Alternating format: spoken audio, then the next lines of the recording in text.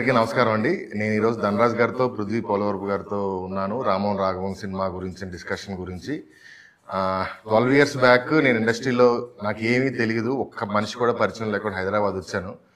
అప్పుడు స్ట్రగుల్ అవుతున్న టైంలో ధనరాజ్ ఎవరో ఫ్రెండ్ ద్వారా ధనరాజ్ గారు షార్ట్ ఫిల్మ్కి డైరెక్షన్ చేస్తున్నారు, దానికి డిస్కషన్ గురించి రావాలని చెప్పి నన్ను పిలిచారు.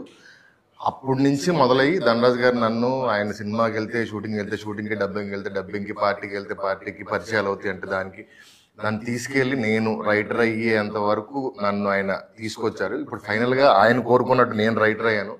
షార్ట్ ఫిల్మ్ సినిమా నుంచి ఇప్పుడు ఫీచర్ ఫిల్మ్ చేస్తూ ధనరాజ్ గారు ఇప్పుడు ఆయన డైరెక్టర్ అయ్యి ఇద్దరు ఈ రోజు ఇక్కడ కూర్చొని మాట్లాడుకోవడం నాకు చాలా హ్యాపీగా ఉంది.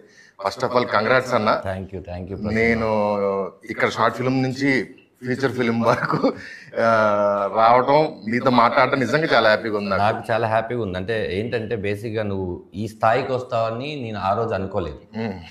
అంటే ఇంకా పెద్ద స్థాయికి వెళ్తావా అది కూడా ఏమనుకోలేదు. కానీ నీలో ఉన్న టాలెంటే ఆ పరిచయాలని ఆ ప్రమోషన్ చేసుకొని నీలో ఉన్న టాలెంటే ఈ రోజు వరకు ఈ స్థాయికి రావడానికి కారణమే తప్ప మేమందరం ఏంటంటే ఆ కంకర్ రోడ్డు మీదకి వెళ్ళకు గుచ్చుకుంటాయని మాత్రం చెప్పి కార్ రోడ్ వేసుకుంది మాత్రం నువ్వే.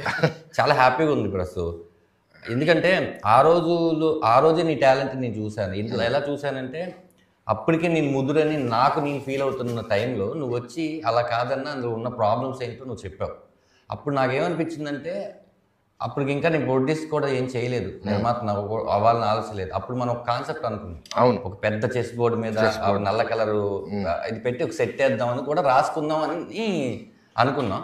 ఆ తర్వాత నువ్వు మెల్లిమెల్లిగా సినిమాల్లోకి వెళ్ళావు. కానీ ఎప్పుడు కూడా నీకు నాకు ఉన్న కామన్ ఫ్రెండ్స్ అడిగితే నీ పేరు చెప్పకుండా అయితే ప్రసన్న బెజవాడ వేరే టాపిక్ చెప్పడు అనే నాకు చెప్పారు. అది గుర్తుంచుకోవడం నాకు ముందు ఆనందంగా ఉంది. కొంతమంది అలా గుర్తుంచుకొని చెప్తూ ఉంటే చాలా హ్యాపీ. గుర్తుంచుకొని కాదని అసలు ఏం లేదు, నేను జీరో. అంటే నాకు నిజంగా చెప్తాను, హైదరాబాద్లో నాకు ఒక్క మనిషి కూడా పరిచయం లేడు. సినిమా ఇండస్ట్రీ సంగతి పక్కన పెట్టండి.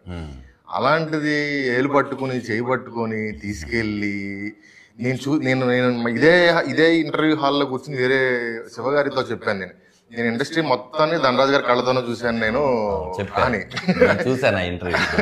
సో అది నాకు అదొకటి అడుగుదాం అనుకున్నాను. అసలు మీకు ఈ హెల్పింగ్ నేచర్ ఏంటి, అసలు ఏంటి వ్యాధి ఏంటి మీకు? నువ్వు ఒక ఫంక్షన్ లో ఒక విషయం చెప్పావు, నా ప్రీవియస్ బుజ్జిలారా స్టేజ్ మీద ఒక విషయం చెప్పావు. అది ఎంతమంది నాకు ఫోన్ చేశారంటే ఆ సామాన్లు ఇంకా ప్రసన్న బెజవాడ దగ్గర ఉన్నాయనే విషయం, ఇచ్చానని విషయం, ఉన్నాయని విషయం నువ్వు చెప్పాక తెలిసింది. నేను ఇచ్చిన విషయం నేనే మర్చిపోయాను. అంటే అది సహాయం చేయాలని చేయలేదు, నా దగ్గర ఉంది కాబట్టి, నీ దగ్గర ఆ టైంలో లేదు కాబట్టి చేసింది సహాయం అని పెద్ద పేరు పెట్టేశాం కదా మనం. బట్ మనుషులు నచ్చాలిగా. అదే ముందు ఆ వ్యక్తి ఎదుగుతాడని ఒక నమ్మకం ఉన్నప్పుడే మనం ఇప్పుడు ఈ సినిమా నేను బాగా డైరెక్షన్ చేయగలను, బాగా నటించగలను అన్నప్పుడు నా మీద డబ్బులు నేను ఖర్చు పెట్టాడు. లేకపోతే ఏదో సినిమా ఖర్చు పెట్టారు. అలాగే ప్రతిదానికి ఒక ఇన్సిడెంటే. నేను మీ నాన్నగారు వచ్చినప్పుడు అంటే నువ్వు బాగా చదువుకున్నావు, నీ చదువుకి ఖచ్చితంగా ఒక ₹1,00,000 శాలరీ సంపాదించుకుంటావు అప్పట్లోనే. అలాంటి టైంలో మీ నాన్నగారు వచ్చి నన్ను అన్నారు, ఓ మాట అన్నారు. ఆయన ఏంటంటే తండ్రి స్థానంలో ఉండి అన్నారు. మా సినిమా కూడా తండ్రి కొడుకు సినిమా కాబట్టి ఆ తండ్రి చెప్తున్నాను. మా వాడు ఏం చదివాడో తెలుసా అంటే తెలియదండి అంటే అదేదో చెప్పాడు, అది కూడా తెలియదండి. జీవితం నాశనం అయిపోతుంది, ఇట్లా సినిమా అని తిరుగుతున్నాడు, వీళ్ళ తర్వాత తమ్ముడు ఉన్నాడు, ఇవన్నీ చెప్పారు. నేను ఆ రోజు మరి ఓవర్ కాన్ఫిడెంట్గా చెప్పానా లేకపోతే ఏంటో తెలియదు, కానీ మీ వాడు ఇక్కడ ₹1 కోటి పైన రైటరు డైరెక్టర్ అవుతాడు చూడండి, అంత టాలెంట్ ఉంది, నేను నమ్మాను, మీరు నమ్మండి అన్న. ఆ ఒక్క మాటకి సరే చూస్తాను, ఒక 6 నెలలు అవ్వకపోతే ఇంక ఇంటికి వచ్చేయమన్నాడు. ఇంటికి వచ్చేయమన్న అతన్ని హైదరాబాద్ ఇల్లు కట్టి నువ్వే రప్పించేసుకున్నావు.